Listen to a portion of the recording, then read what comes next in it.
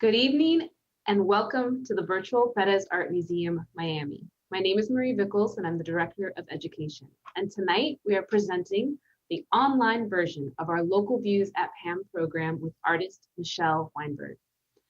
Our virtual Local Views program is presented with the generous support of the John S. and James L. Knight Foundation and features Miami-based artists sharing their practice and discussing works of art from PAMM's exhibition programs that connect in various ways to their own work.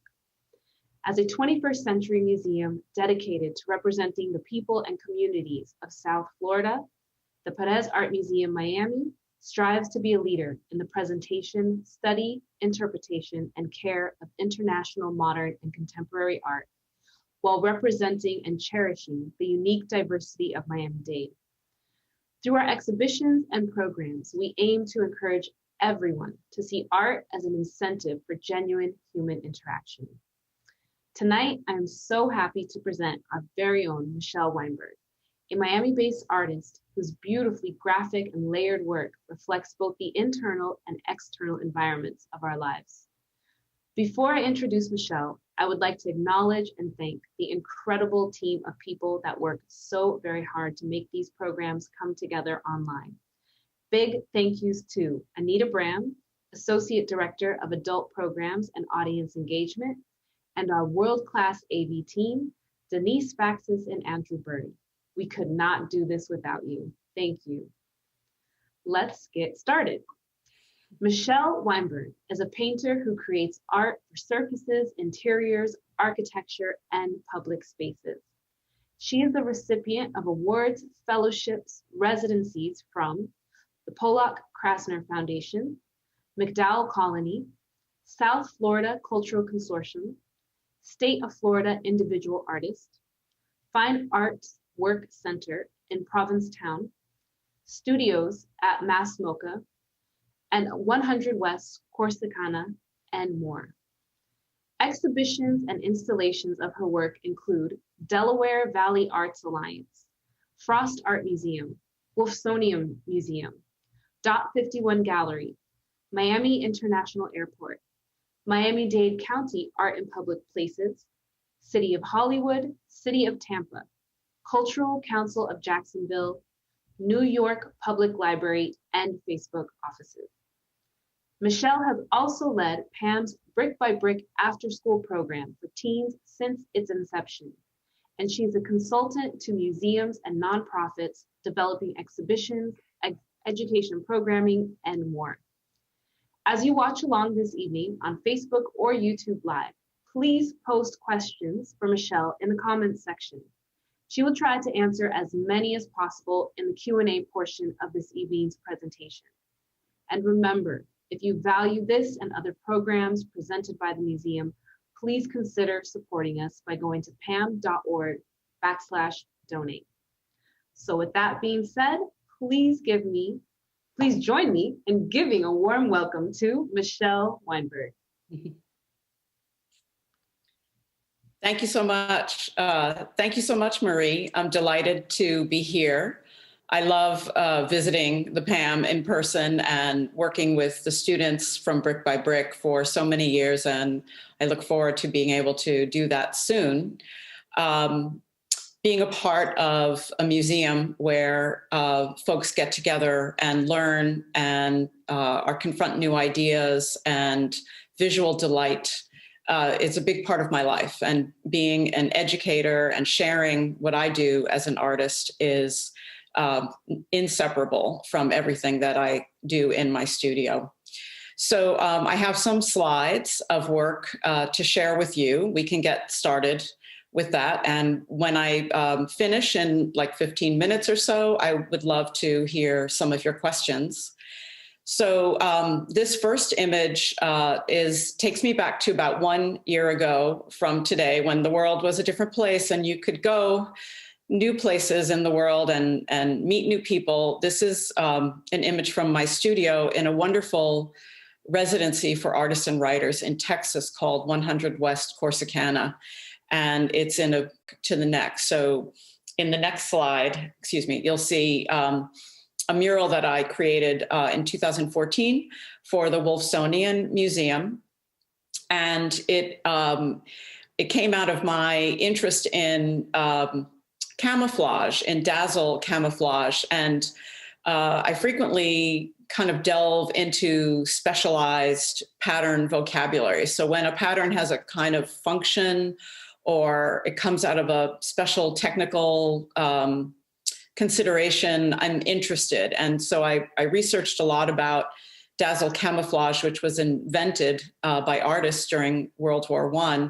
And then the Wolfsonian rang and said that they were commemorating the 100-year anniversary of World War I, and they wanted a mural. And so I was delighted that I had this work all ready to go. And that's me in costume on the ladder.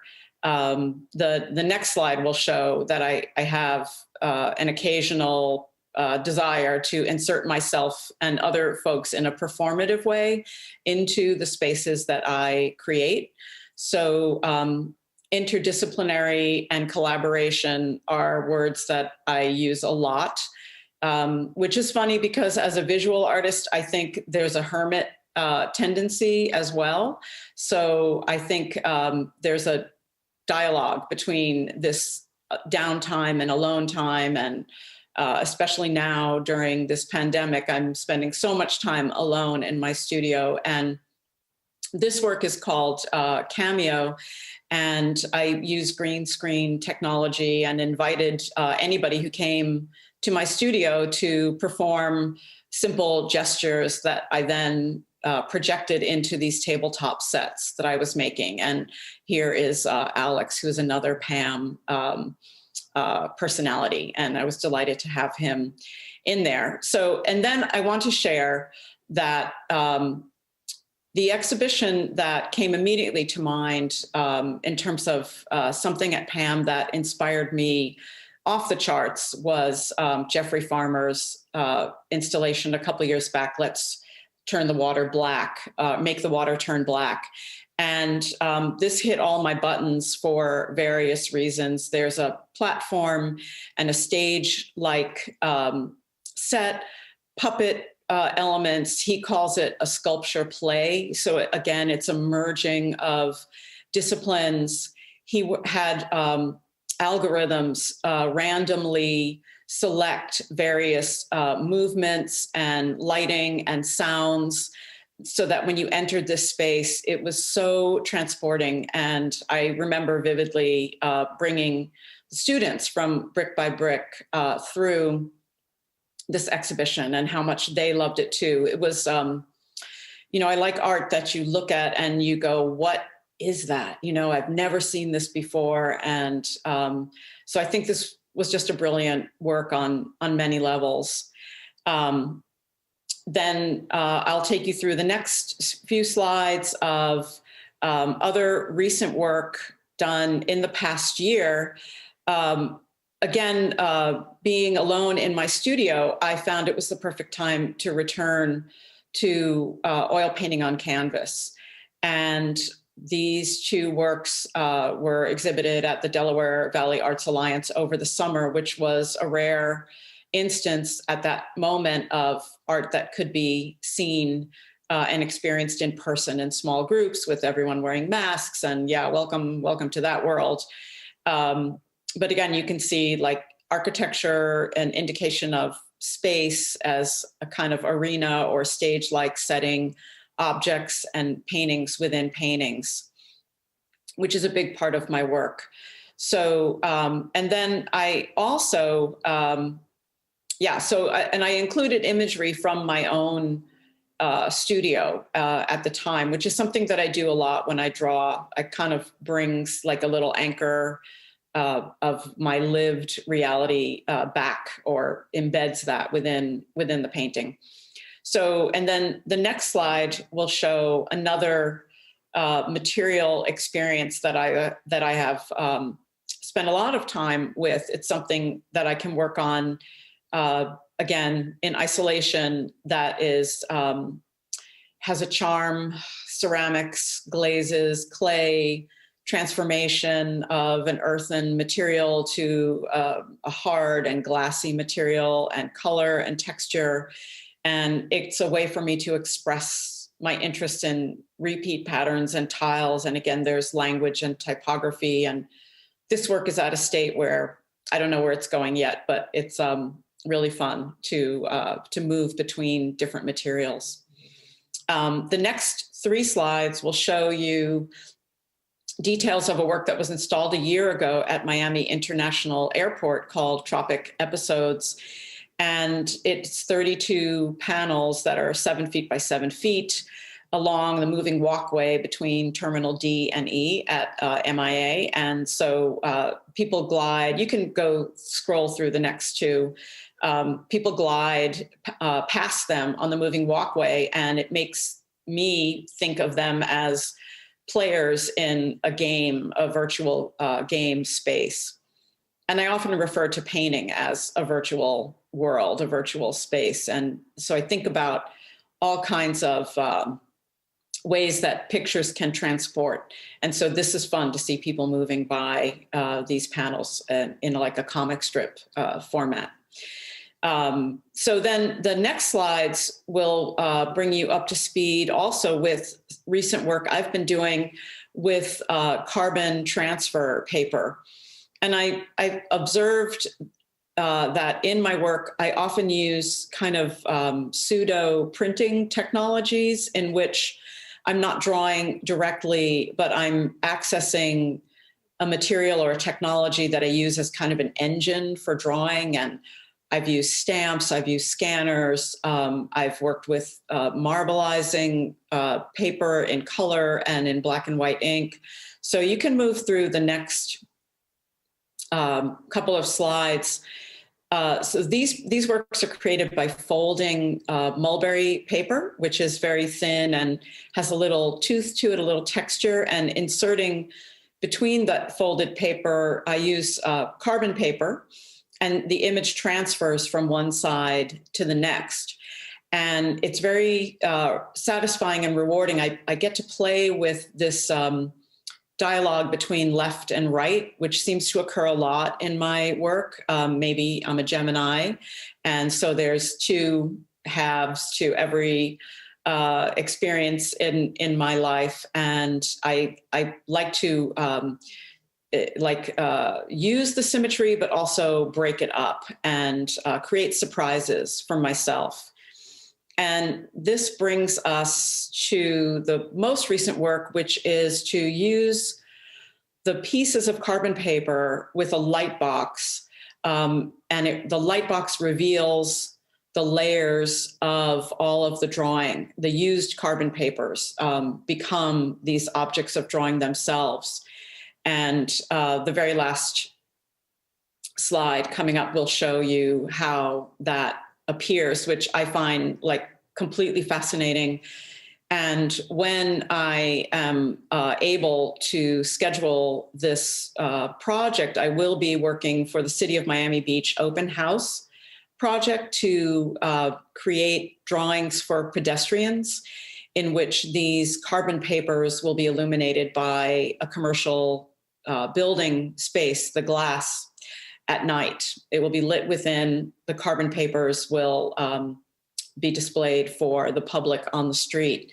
So very excited to make that happen. And that brings us to, that's our last slide. Oh yeah, that's all my data. If you want to follow me on Instagram at MWPinkBlue, I'd be delighted. And I'm happy to take any questions from anybody out there in TV land. Anita, if you are free and want to get that going. Yeah. Hi. Thank you so much. Thank you for sharing your work and all those beautiful images and the peek into the airport with us.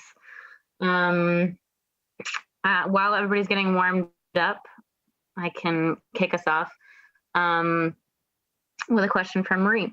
Technology and painting as mediums don't always seem to go along, but you seamlessly merge these 2 avenues of creation throughout your work. What is one of your favorite tech tools?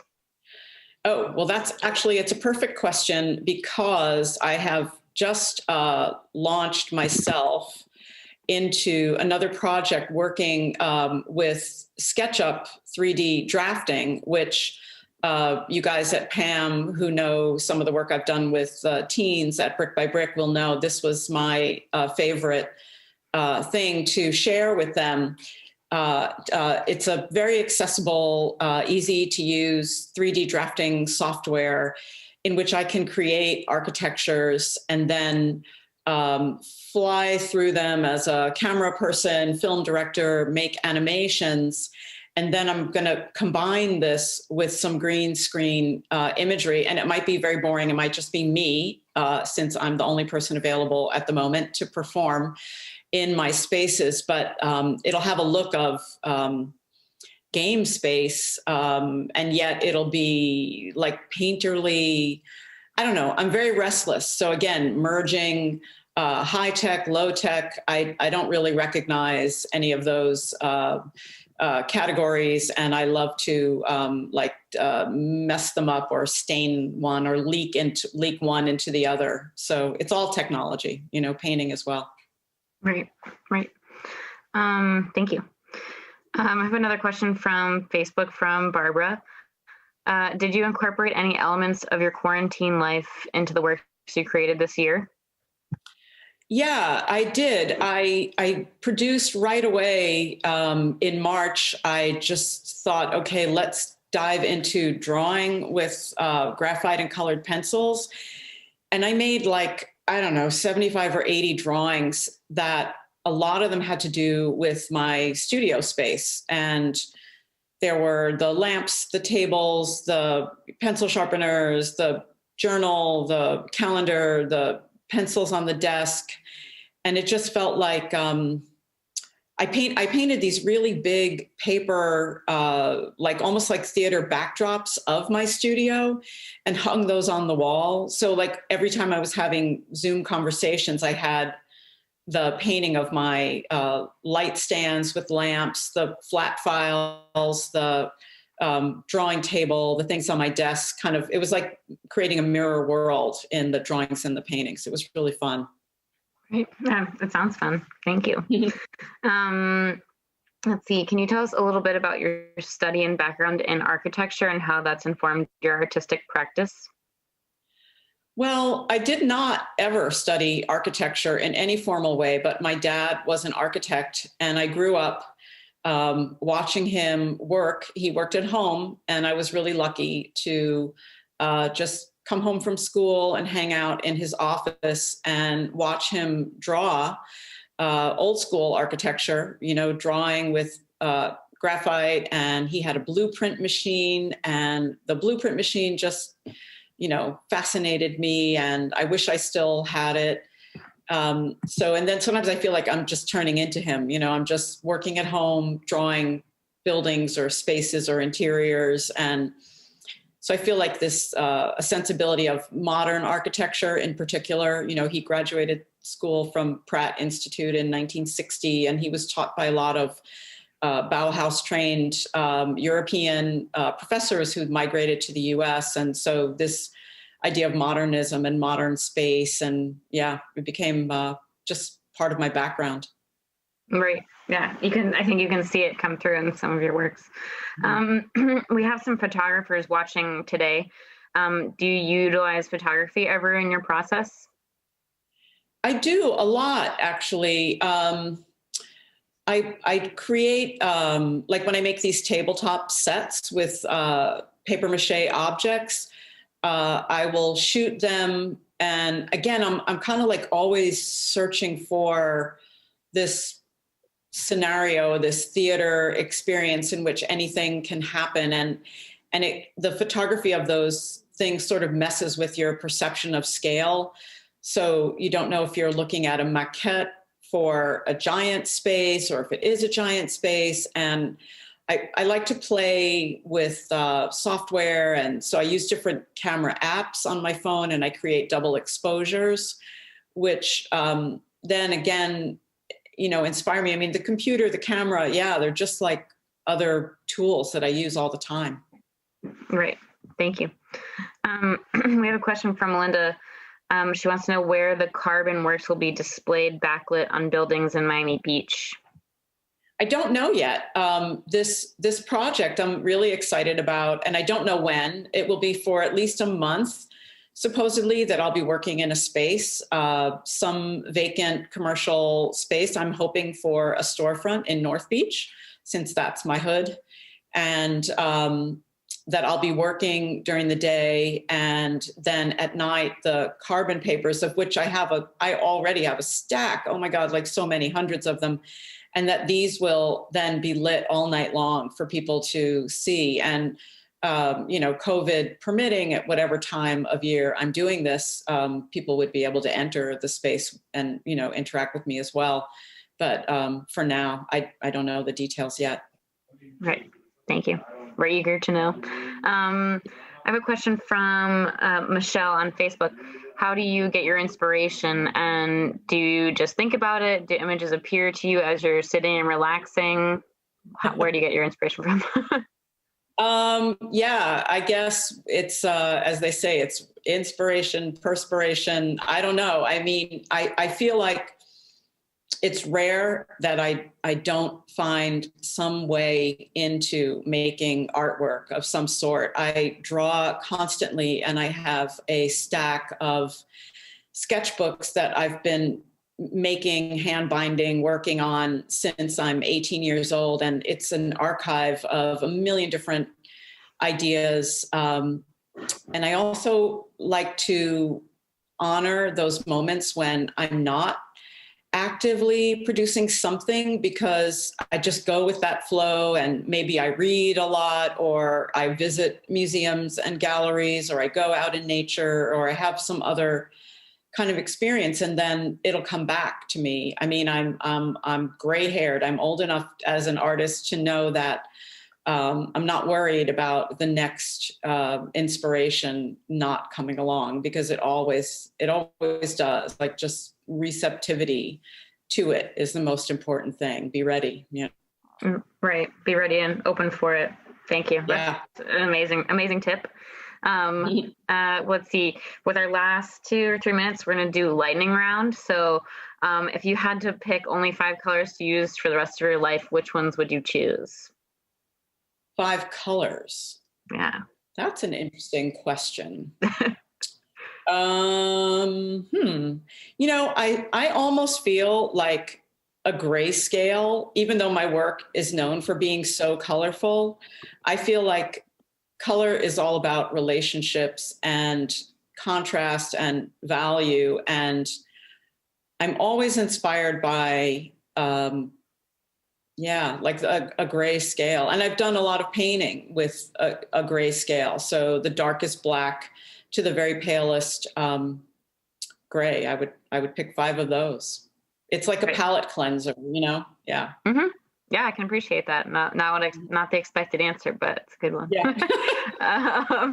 Let's see. And do you have a favorite artist? I guess that's probably a hard one too. Well, in a way it's not. I have to say, I always, my absolute, early imprint of art was to see paintings by Matisse in museums. I always feel so lucky to have been brought up in New York and to be dragged by my mom to museums from an early age. And I mean, I'm the same person that I was when I was 5. And I remember seeing paintings by Matisse and going, oh my God, that's it. And, so I always say it's paintings by Matisse. At the same time, it's Persian and Indian miniature paintings and Warner Brothers cartoons. I think those 3 would be, those are like, if I never saw any other art ever in my life, I think I would get everything I need right there. Nice. That's awesome. Thank you. And last lightning round question. Do you have a favorite museum outside of PAMM, of course? Oh man.